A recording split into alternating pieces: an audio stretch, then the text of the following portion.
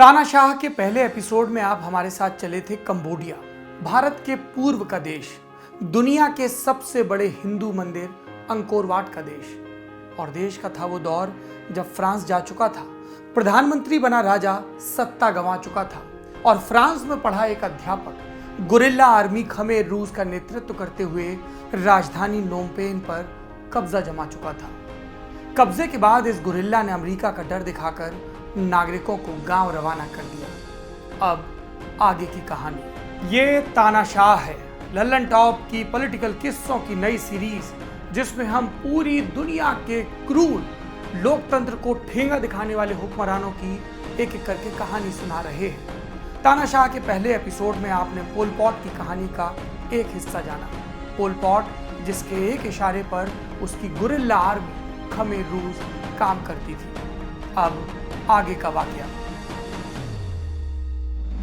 Khmer रूस के आदेश पर कंबोडिया के शहरों से गांव की तरफ जाते लोगों को चेक पॉइंट से गुजरना होता था। आखिरी चेक पॉइंट पार करते करते उनके पास सिर्फ 2 जोड़ी कपड़े बचते थे। बाकी सामान नई सरकार जब्त कर लेती थी गांव में दाखिल होने से ठीक पहले। और गांव में पहुंचने पर पता चलता था कि अब यही स्थायी ठिकाना है। इस ठिकाने तक जो सड़कें जाती थी उनके किनारे पोस्टर लगे रहते थे खमेर रूस के, और इन पर लिखा होता था, जो सड़ चुका है उसे मिटाना जरूरी है। मिटाने के बाद कहने को लाया गया साम्यवाद, सब बराबर, किसान भी, वैज्ञानिक भी, डॉक्टर भी, मजदूर भी, सभी पेशों के सभी वर्गों के लोगों को एक नया नाम दे दिया गया। राजधानी पर खमेर रूस के कब्जे से जुड़ी तारीख वाला नाम, अप्रैल 17 पीपल। और नए नाम का सिलसिला यही नहीं रुका, पुराने इतिहास को भी सिरे से खारिज कर दिया गया।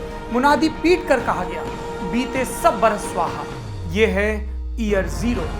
इस साल कंबोडिया का नया जन्म हुआ है, पुराना सब कुछ मर चुका है और अब देश कहलाएगा कंपूच। इतिहास को मारने के लिए भी जतन किए इस गुरिल्ला सेना ने। पुरानी सब किताबें खोज खोज कर जला दी गई, सरकारी इमारतें बम से उड़ा दी गई, कुछ को बचाया गया ताकि उनमें जेल बनाई जा सके और इस नए विचार के विरोधियों को उनमें ठूसा जा सके। इन जेलों में होता क्या था, एक उदाहरण से समझते हैं। एक स्कूल था, उसको एक नया नंबर दिया गया, S21। इसमें 20,000 लोगों को बंदी बनाकर लाया गया। जब खमेर रूस का शासन खत्म हुआ तो इनमें से केवल 7 कैदी जिंदा बचे थे। तो मौत का एक बेहिसाब हिसाब चल रहा था, एक नया विचार चल रहा था। गुरिल्ला आर्मी खमेर रूस का राज चल रहा था। और इन्हें चला कौन रहा था? Brother number 1।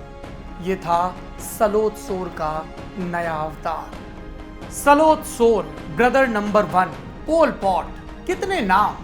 फिलिप शॉर्ट ने अपनी किताब Pol Pot history of a nightmare में लिखा है कि पोल पॉट इसे दुश्मनों को भ्रम में रखने का औजार मानता था। अपने जनरलों को पोल पॉट अक्सर एक किस्सा सुनाता था, उन दिनों का जब ये गुरिल्ले उस वक्त की सरकार की नजर में बागी थे। राजधानी नोमपेन की पुलिस को पता था कोई सलोत सोर है, लेकिन वो क्या है, क्या कर रहा है, अब कैसा दिखता है, इसको लेकर खुफिया डॉजियर्स में हमेशा कंफ्यूजन रहता था। फिर इस प्रकरण को सुनाकर समराइज करते हुए पोल पॉट कहता था, अब तुम अपनी प्राइवेसी बचाओ। अगर तुमने अपनी प्राइवेसी बचा ली तो समझो तुम आधी जंग जीत चुके हो। और सलोत सोर, पोल पॉट, ब्रदर नंबर 1 इसी फॉर्मूले के तहत जनता के सामने नहीं आता था, भाषणबाजी से बचता था।